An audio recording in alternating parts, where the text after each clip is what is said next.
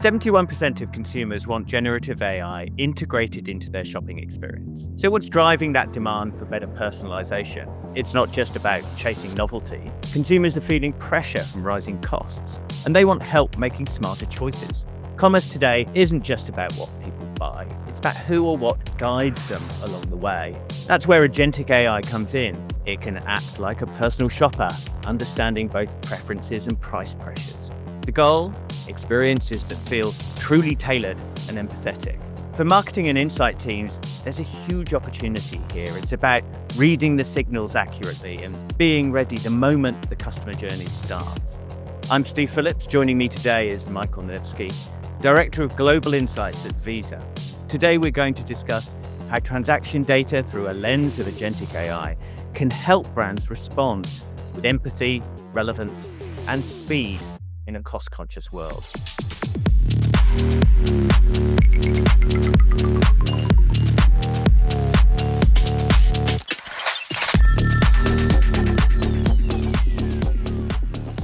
So hi, Michael. Welcome to Inside Insights. I'm excited to have you on the show.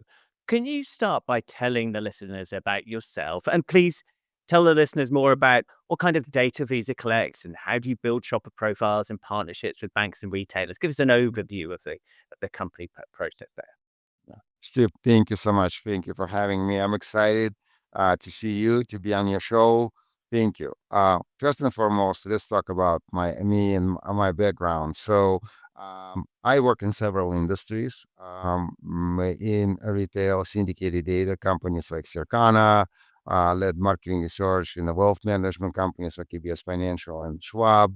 I also work in manufacturing, and primarily, like I call myself, I'm a recovering marketer because at that point in my career, I realized what you and me are doing. We're identifying strategic white places and acting, as I like to say, as a neck for the head to helping our brands to turn into the right direction and navigate and help them to achieve those results. So it's a very strategic position. So, but same time, I also done some shopper marketing consulting and product management. So all of those factors help me to lead strategic thought leadership consumer insights research for the global economic team at Visa. So, and with that said, when I joined Visa almost 5 years ago, so I worked directly with the chief economist, and pretty much I love my lane. I swim in marketing research lane, as yourself, so I love that aspect of it. But same time, I work with lots of economists who look at lots of economic data. But pivoting further to your question of what kind of a data is available to me, what kind of a data my company process, primarily it's a transactional data, as you can imagine. It's a payment network.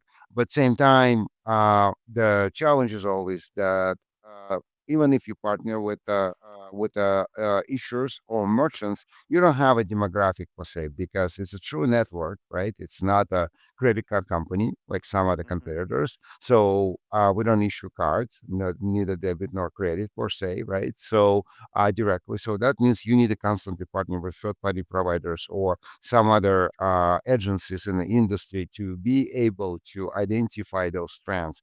And primarily, when you rely on internal data, so that's the transactional data, you identify the patterns, right? You can do some geographies, you can do some categories of shopping, and then you start identifying those patterns in terms of how often those cards, right, making purchases, what type of purchases. And then you go and partner with some other partners to really identify segments, right, in terms of the demographic profiles.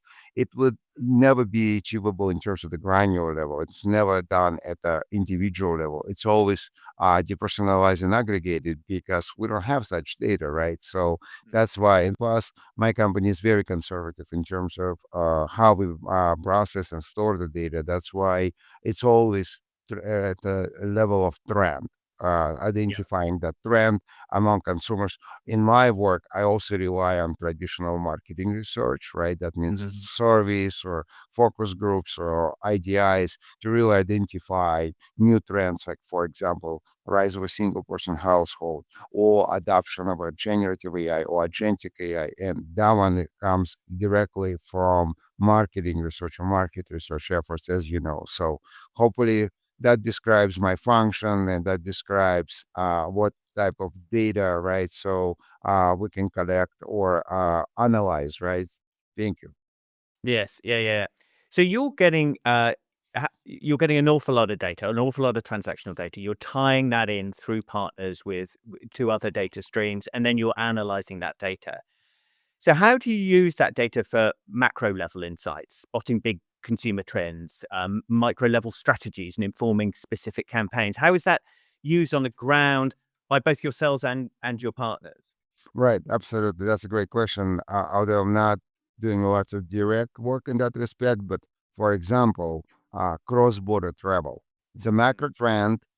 Very often you look at, again, at a trend, not maybe segmentation because you don't have a demographic data, but you can see what corridors people traveling from country A to country B, right? So and then you try to understand what destinations are most popular, who is traveling, what nationalities comes to the countries, right? So, and then you can advise your merchant partners, right, on the trend of understanding how large is the group or person in the sense of like, is it like a company of people who traveling or maybe individual bad people traveling, but it's always at the trend level. So there is no granularity for Yeah. privacy purposes, for lack of such granular data, unless you partner directly with any particular merchant trying to identify those segments. Again, it's all at segment level.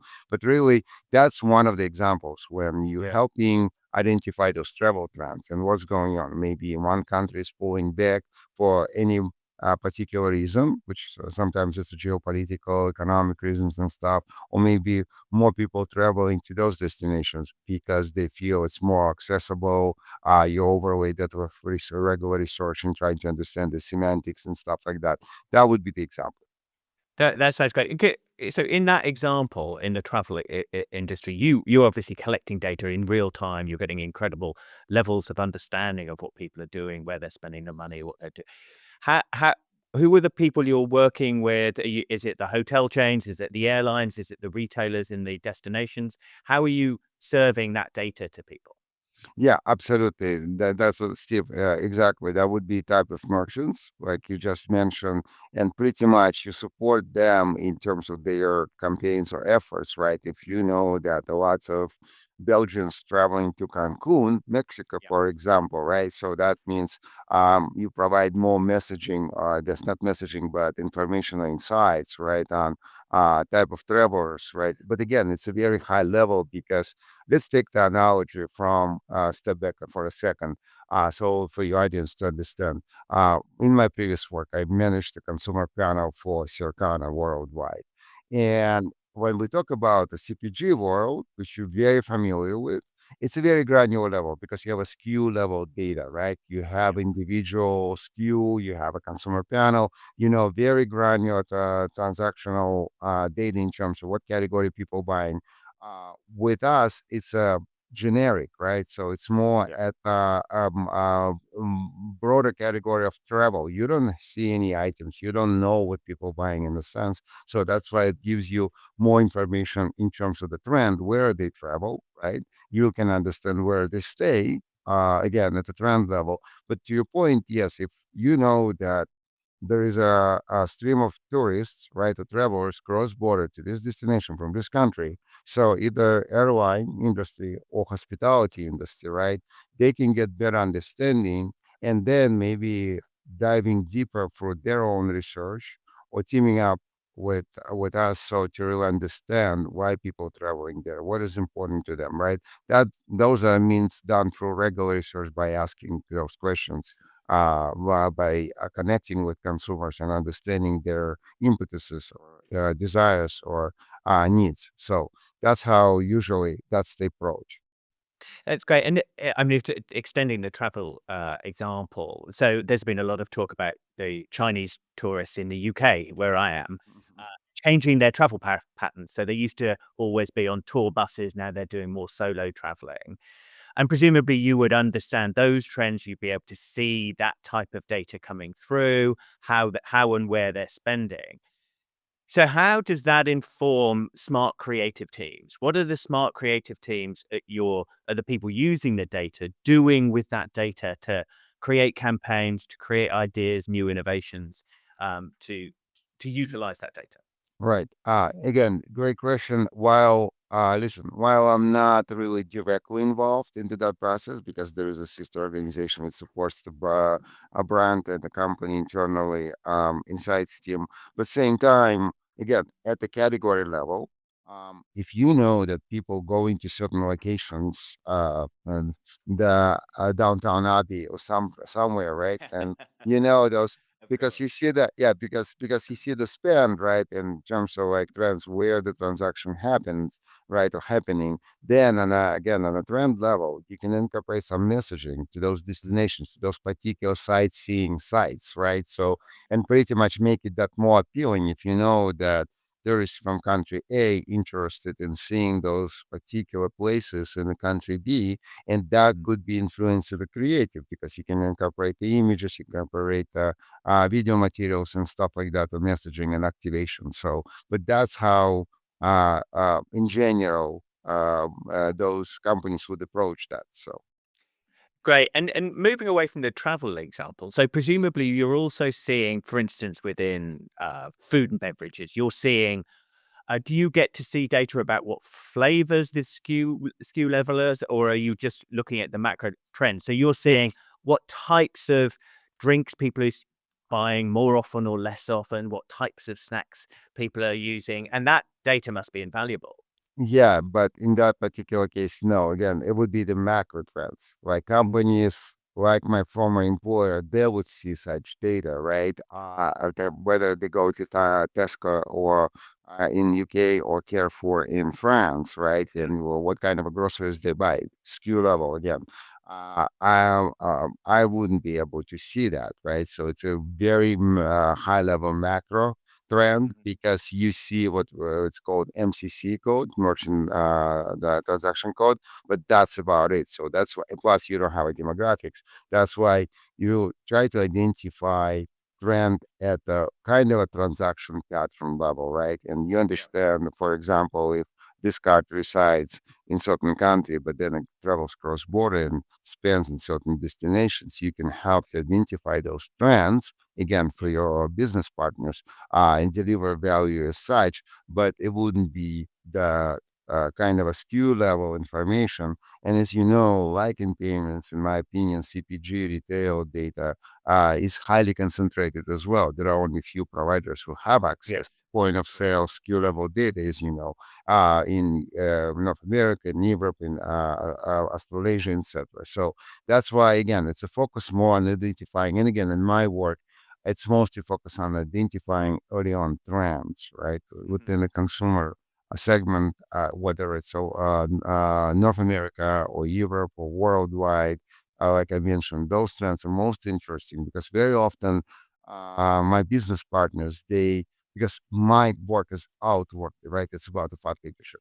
And very Mhm. often, as yourself, as previous you, or CEO of Zappy, now you do more creative and innovative stuff for Zappy. You know, you very much focus on your business and what's Yeah. going on within your business. And when I come in and talk about something I noticed recently, because like now it's already on air, solo traveler, right? But year and a half, 2 years ago, it was a still nascent kind of a segment. And even the rise of a single person household, for example, over 30% of households in the US and Canada already single person households.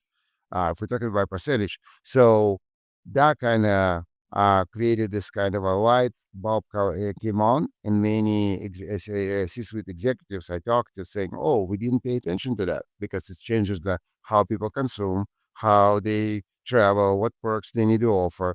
Just Right. recently, some of the cruise liners, right, started waiving those single person cabin fees because they don't Okay. feel, it was like in the news recently, because again, they don't feel the ships fully, right? So cruises, and then they're saying, "Oh, I'd rather take 100 single people, right, but waive that fee because they'll travel with me instead of just charging them extra because they don't have a second person, right?" But also like services tailored specifically for a single person traveling and sightseeing, and that's where I Yeah. think the biggest value I can bring, and my company identifying those trends early on and communicating those trends to our business partners. And then they're using that to amend, update, innovate their product offerings, their services. Messaging, right? Branding. So all of those and above. So you're absolutely right. And creative. So definitely. Yeah, that's great. Um, let's talk about something that we're both passionate about, which is agentic AI, and we've talked about this before. Personal shopping agents. How do you see these shaping customer experiences over the next, I was going to say 2 to 5 years, but no one can look. So let's say 1 to 2 years, shaping experiences. And what do you think marketing leaders should be preparing for as this agentic shopping comes online? This is a great question, Steve, because I just finished a custom study in Canada on agentic AI. And key insight, I would say, we have a high hope that agentic AI will improve my life and help me. Right. And over 90%, 9 in 10 people saying, I'm still fear of this stuff. It's Yeah. unknown. I don't know. I still don't understand that. It's kind of one of those, right? Like in the primary times when, mom onto something, we see that, oh, it's interesting. I probably can use it for food, but same time I'm scared of that, right? Something like that. Like maybe not a good analogy, but Yeah, right yeah. now it's Fear and still. opportunity simultaneously. Yes, exactly. We still, if you remember that Crossing the Chasm book, great book, I read in well, an MBA to over to quarter century ago. So that we're still at the very early innovator stage, Yeah. right? As we ramping up. Another one which is very interesting. I asked this question: would you willing to share your information with agentic AI or with the bot, which is going to act on your behalf to procure products and services? So, and about 15% said yes, but primarily for specific tasks. Because when the consumers being asked to share their information in general, Hmm. like a feed, very low percentage say yes, 2, 3, 5%. But once it's a specific task, go and acquire this pair of jeans for me. Then Yeah. I'll give you my data specifically for that task. But what's interesting, the next step further, and it's kind of elasticity scale. I asked the question: if agentic AI will help you to realize 10% savings, would you be willing to share your information? The percentage almost double from 15 to 28% said, yes, I would if I can save some money. You Mhm. see, so these incentives, and of course, it will hit some platter eventually, right? So, but this is kind of a setting to your initial settings to your question. What do you think? How it's going to influence? I think once we through that early adoption, I think and it's my personal view on that. I think same like with generative AI right now, we're all trying to adapt to it. Some of us using it even at work, right? So try to see if it's help us to be more efficient. I think once we pass that early innovators and stage and move to early majority, once we know that technology is reliable, technology is efficient, and we know that there are settings where if, let's say, transaction was made in error, consumer knows that they protect it, right? Mhm. So, and who's responsible for that? So, and consumers feel comfortable with certain transaction limits, financial limits. So then I think it's going to be much more ubiquitous uh, first, like in a sci-fi movies, to rely on Yeah. agentic AI to those do those transactions. Right now, it's a combination of me, human, consumer still controlling almost everything, but same time relying on collecting information. If you go on vacation, so I want to go to this destination, create itinerary for me, like source some pricing and stuff, but you're still gonna look at that and you put a final stamp of approval and even book and reserve everything yourself because still there is a very little trust into the technology, right? Proof Yeah. in eating, right? So like you guys saying, so and that one probably still jury is still out. Although in my opinion, I think with so much investment into this industry, right? So I think eventually we will develop the technology which will help us to be more efficient and improve our lives in terms of the spending less time on shopping and more time on being at the destinations and enjoying services and Yeah. products. Yeah, and it's very interesting. So, only the other week, I needed a new Fit, sort of, Fitbit type product, and I had used Fitbit before, and I went straight to instead of going to Google, I went to ChatGPT and I put in the features I wanted, and I ended up with my new one, which is a Whoop, and it was interesting as a process from a consumer who in the last time I'd have done it, I'd have said which are the best exercise wristwatches or whatever. And it would have given me a whole series of sponsored lists, and there would be communications from those brands directly to me that they are paying for. However, in the agentic world, or in this case, just generative AI world, but it's very similar, I instead put in features and functions I wanted, and it told me where and what to buy. Mhm. Now, that's a very different relationship with the consumer. So, from a brand perspective, you're talking to these senior leaderships within these brand companies. How are they thinking about this new world? Are they worried about losing control of the conversation with the consumer? Are they nervous about where the world's going to? Do they think they can survive well and prosper in this agentic shopping world we're seeing? Yeah, that's a very interesting question. I think right now, I wouldn't say worry. It's more about this is the new approach. It's like Mm. in research, right? We very often talk about how we can keep and even improve our seat at the table, right? How we can Yeah. influence corporations because of new technology, new settings, right? Same idea here that somebody said that it's no longer the search engine optimization SEO, right? It's more about information or informing generative Mm. AI when uh, those engines, like you mentioned, do the search on our behalf, and you're optimizing your website to provide not only now, but provide information which would be exactly what the generative AI is looking for on our behalf, right? To be on top of those search results in a sense, or be included in those search results. I think it's more about how we adapt. And I know that a large percentage of businesses in general very much looking at investing in agentic AI, right? To enable the network or be able to sell products and services like on the merchant side or issuers, banks, right? When they talk about issuing financial instruments, payments, processing. So everybody is giving up right now.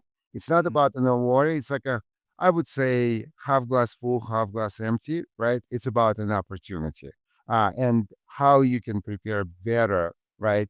To enable your business, pretty much putting on a new winter tires, right? When winter comes, so and be successful. And that's how I see it in terms of the dialogue. So That's great. So more away from sort of search engine optimization and more towards information optimization and searchability, which is very interesting. But it does mean that there's the power of the product becomes it increases whilst the power of marketing decreases. Is that fair? Is that a trend you're seeing? Is that what these people are thinking about?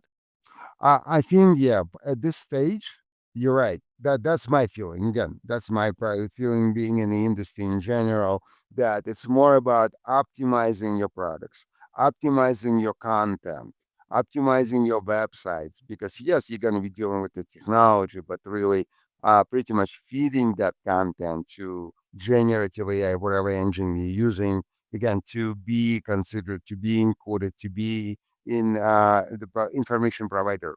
Yeah. So I think that's the first aspect. Then probably in the future we might see some new innovative approaches on how to do marketing and how to do messaging. So, but right now that's the thought process, in my opinion. That's what I observe. Okay, Michael, let's move on to our lightning round, where I'm going to ask you a few quick hitting customer insight related questions. First of all, what's the most unique way you've seen brands use Visa transaction data for creative or innovative product strategy? Yeah, I think as an example I gave earlier, the rise of a single person household and single traveler. I think that would be a good illustration how cruise liners approach the knowledge of single travelers actually desiring or having a need to travel to this international destinations, and for example tailoring tours and even voiding the second person cabin fees, so specifically targeting single travelers. I think it's one of the good illustrative examples where instead of having a lower occupancy rate and going on a cruise, right? So they can attract single travelers and fuel the ship and actually realize not only revenue, but also creating that extra loyalty among rising segment of consumer population. Brilliant, thank you. Next up, what's one global spending trend Visa is tracking that marketers and insight teams should know about? Oh, very good question. Actually, it's still in a nascent stage, but I think, and I see that in my work, the generative AI subscription, paid Mm. subscription, because we all know we have free versions, right? But actually, well, I see nascent trend of people start paying for generative AI subscription. That means they find it useful, and there are some trends where not only it's a kind of a double-edged sword, I would call it, right?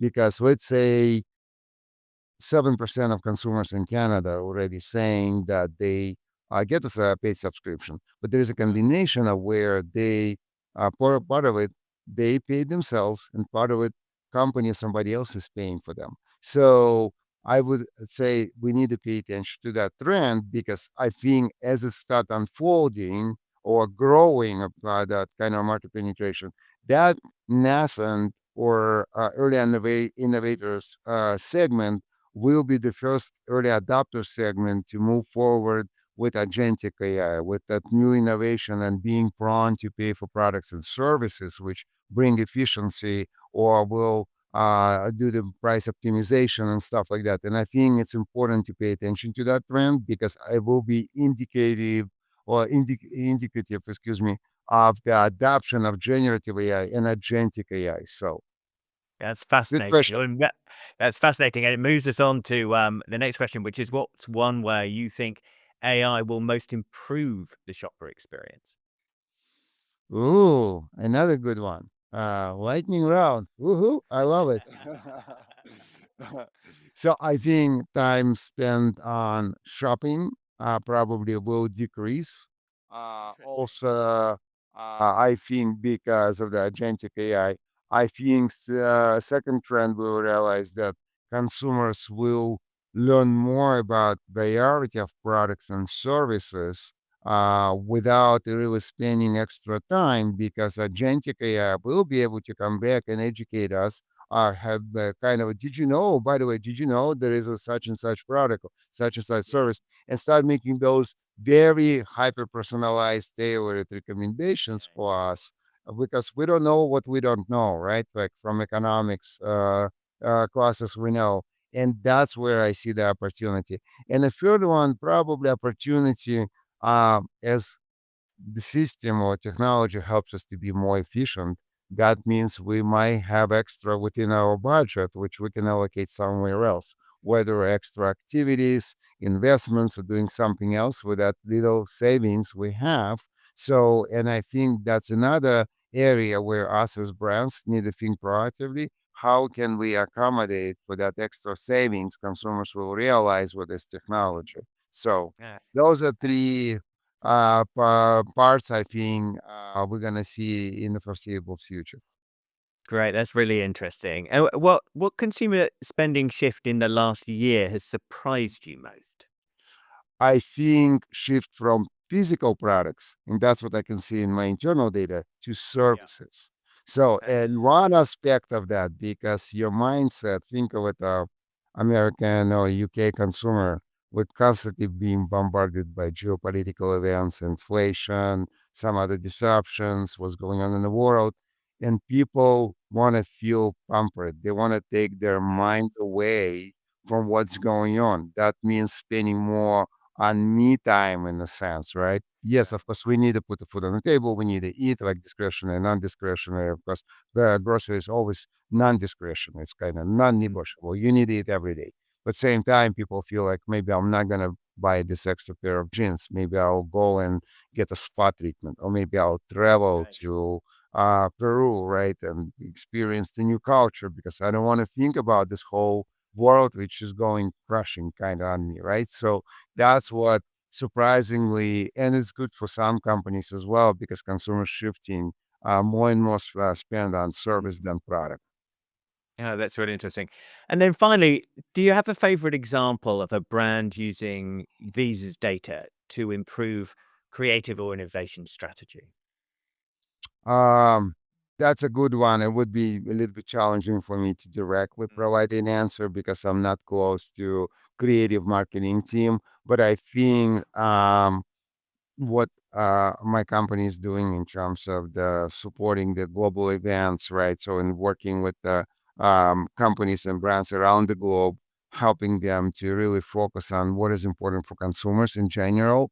I think definitely there are examples there where by partnering with my company, brands realize some successes in terms of the understanding consumer uh, attitudes and trends and social. So I think those are very important. I wouldn't just be able to provide you with a very concrete example based on my purview. So, but yeah, that's a great question. Thank you, Steve.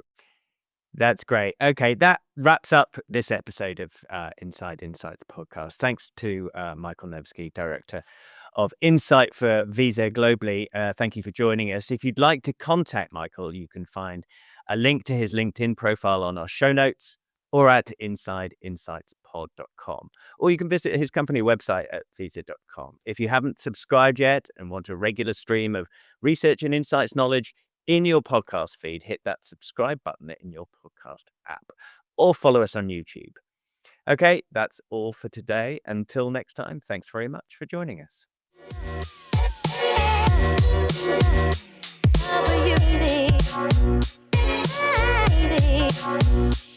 Easy.